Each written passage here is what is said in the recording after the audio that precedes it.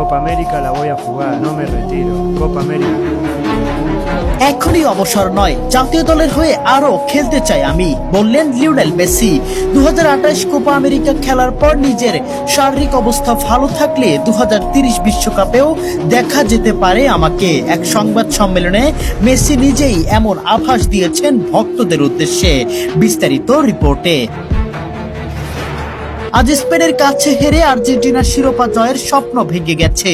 এই পরাজয়ের পর অনেকেই ধারণা করেছিলেন হয়তো এবার জাতীয় দলকে বিদায় জানাবেন লিওনেল মেসি।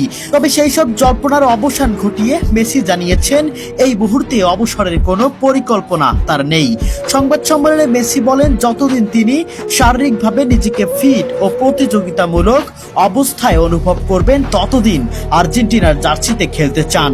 তিনি ইঙ্গিত দিয়েছেন 2028 সালের কোপা আমেরিকায় খেলার ইচ্ছা রয়েছে তার, আর সেই সময়ও যদি ফিটনেস ঠিক থাকে তাহলে 2030 বিশ্বকাপেও মাঠে দেখা যেতে পারে তাকে।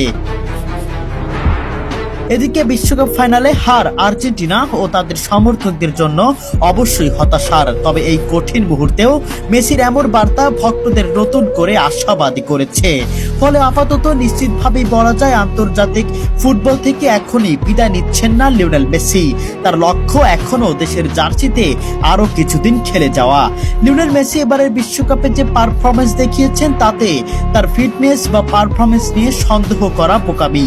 এখনো তিনি যে কোনো তরুণ শক্তিশালী কিংবা নামি দামি ফুটবলার চেয়েও শতগুণে ভালো পারফরমেন্স করে চলেছেন।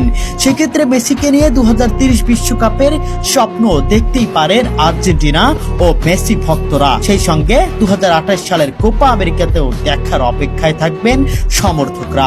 দর্শক, আপনাদের কাছে কি মনে হয় মেসির এই সিদ্ধান্ত কতটুকু যুক্তিসম্পন্ন?